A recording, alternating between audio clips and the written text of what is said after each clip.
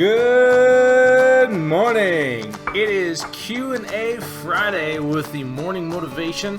And so today I've got one from a long time ago, employee of mine who I absolutely loved. And he asked me a question. I'm going to pull this up real quick because I want to get this right.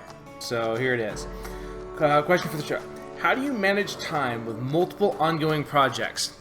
So I quite literally could write, there are entire books written on this subject. But what is the most simplest thing to do when you're managing multiple projects to be able to actually manage the time between them?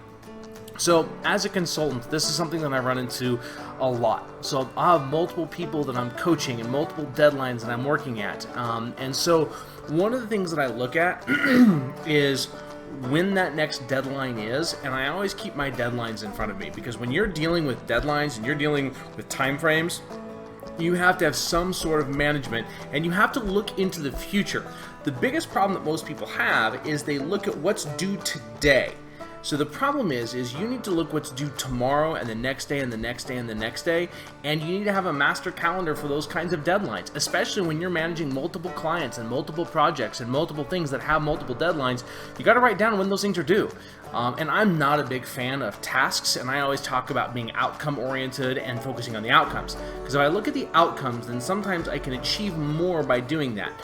Tony Robbins talks about RPM, and I'm gonna leave that to him because it's an entire subject all to itself. But you can clump things together when you're looking at, okay, I need to go and shoot for this client here. Well, when I'm shooting for that client, what other things can I be doing? Can I join those together to accomplish multiple things at one time? Sometimes you can, sometimes you can't. It's kind of like my morning walks, right? My morning walks accomplish a couple of things. One, I get to spend time with my kids. Two, I get my exercise in. Three, I have to get up early so I can be ready for those. If I don't get up early, then I'm driving the kids to school, which I still get to spend time with them, but I don't get the exercise in, so then I'm gonna have to exercise later on. So the biggest thing that most people suffer with when they're dealing with multiple time frames is actually not their clients.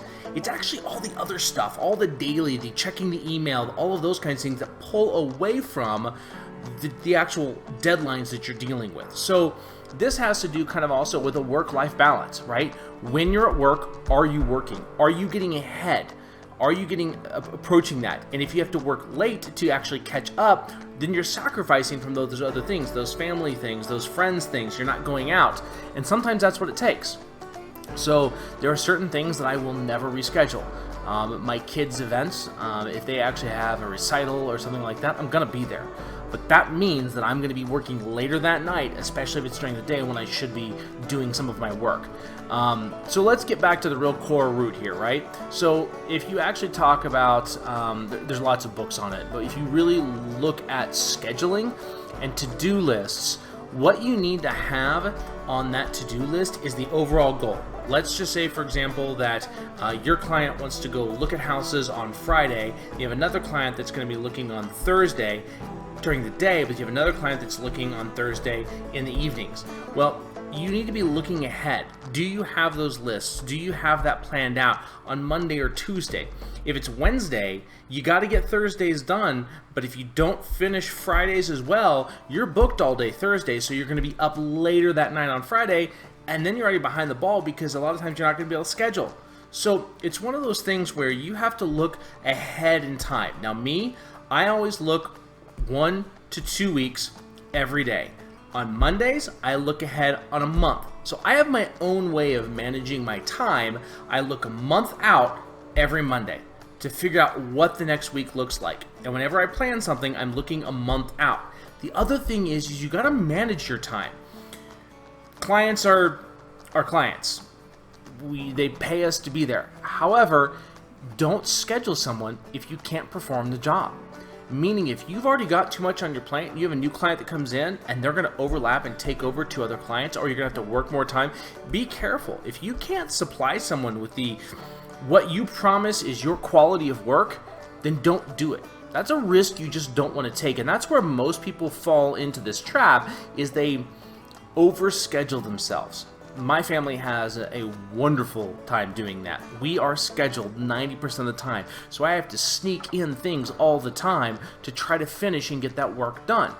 that's something that you want to watch. You want to be very careful about overscheduling yourself, both personally, professionally, and with family, because you can very quickly lose all of the time you have. And that's what I find happens most often. Usually in our work life, we're able to kind of manage that. But what happens is there are things that we have to end up doing during work that take away from our work, because we have to make phone calls, we have to schedule doctor's appointments, and those things start to peel away, or we go and talk at the water cooler and take 15 minutes as opposed to getting ahead of it.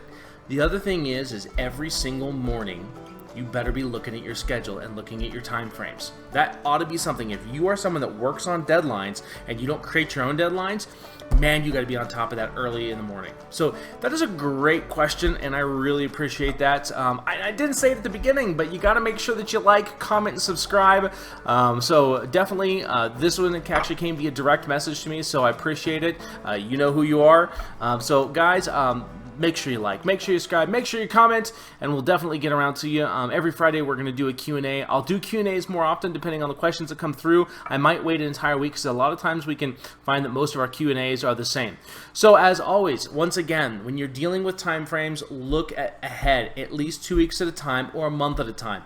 Everyone's time frames and everyone's deadlines and everyone's workflow is different. So you always have to be looking ahead.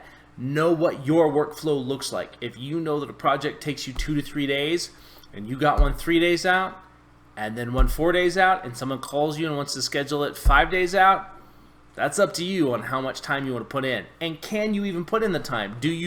Are you an outdoor photographer that's going to go and shoot on a building that can only shoot during certain times of the day?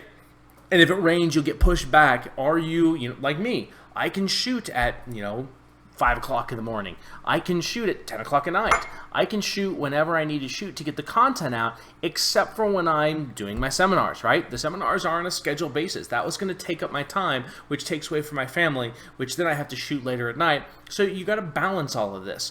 Me, I love shooting these for you guys. I love putting this out there. So for me, it's not work. But once again, thank you very much. Share, comment, and like, the 3 big things. And also check out our YouTube page. So we just got that up and going. I'll put the links starting here pretty soon to our YouTube page to make sure that you have that available, so you can go ahead, hop on there, like our YouTube page, subscribe to that. Boom, you'll get the notifications with that notification bell. So every morning at 5:30 or 6:30, whenever we get these posted, boom, you'll be getting that as well.